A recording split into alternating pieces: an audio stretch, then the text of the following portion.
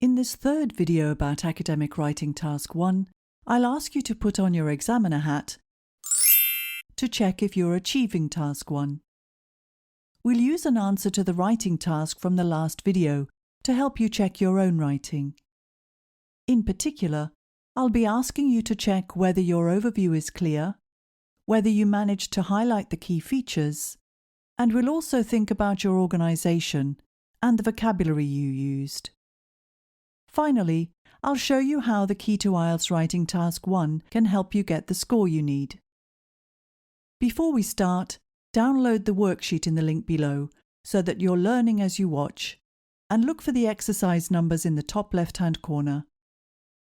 As we've seen, many high-level candidates are discovering that their Task 1 score had a significant impact on their overall writing score. In the last video, we set goals to help you reach Band 7 or above in Task 1, and we looked at reasons you might not be achieving this level. Most importantly, we saw that you can only apply these ideas in practice if you understand what these terms mean and know how to show these skills in your answer.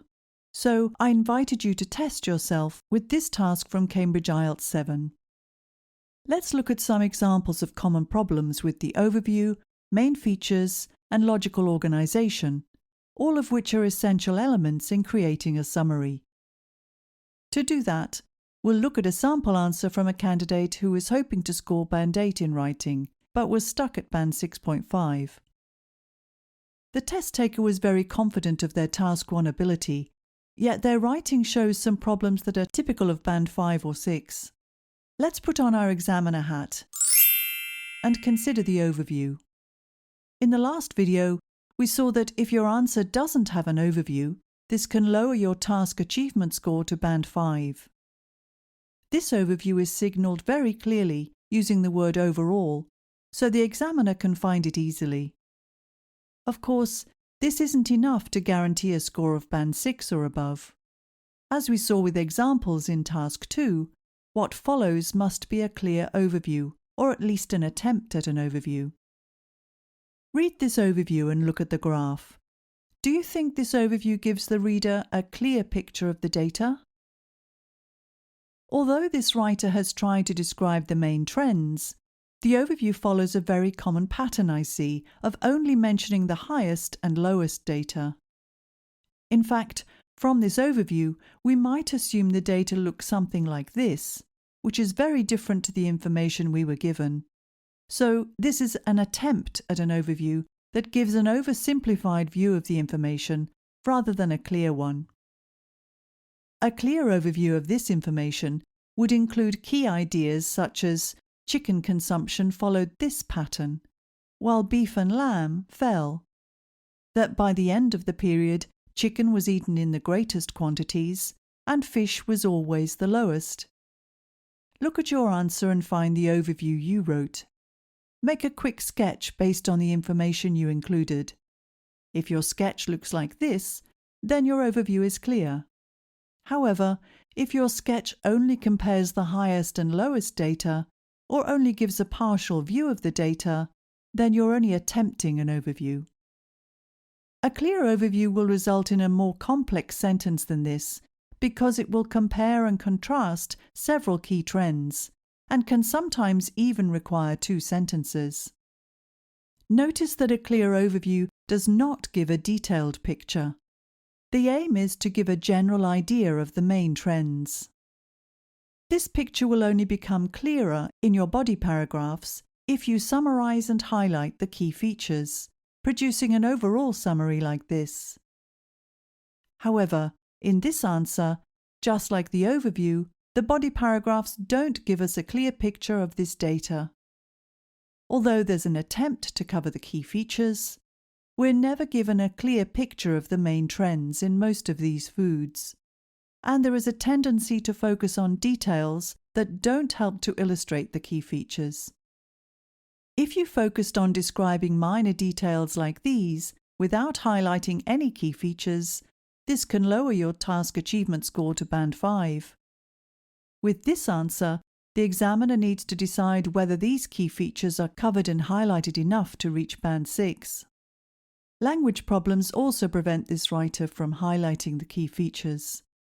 Many of the word choices in this answer are not appropriate, and they appear to have been chosen to try to show high-level vocabulary.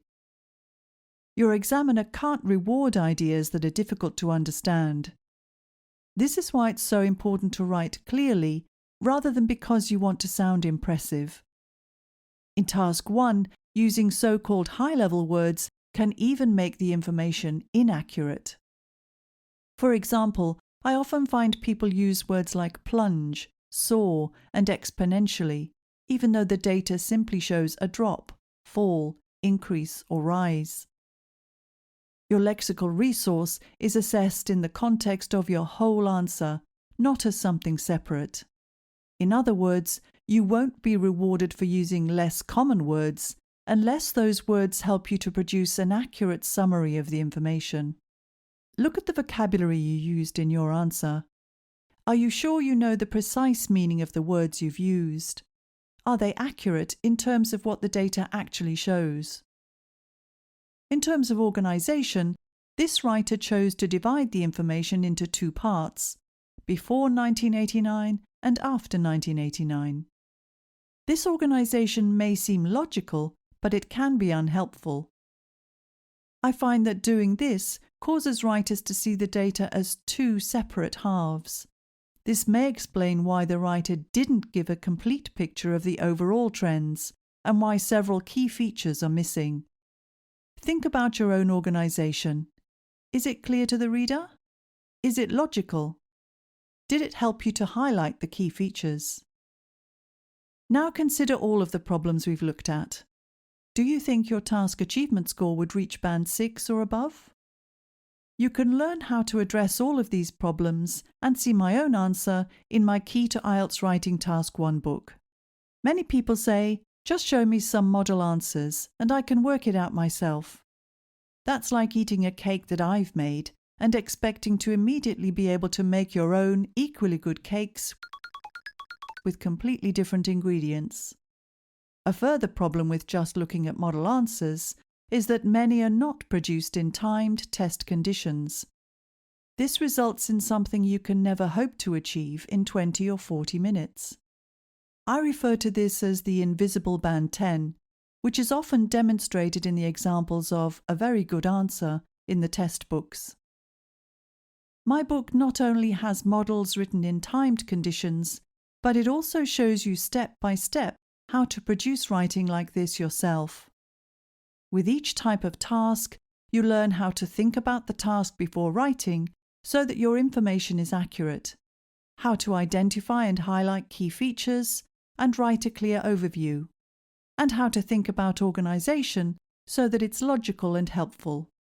There are plenty of model answers where I point out the key features for you, and extra practice tasks to make sure you're applying the ideas in your own writing, so that you develop the skills you need to show in the test.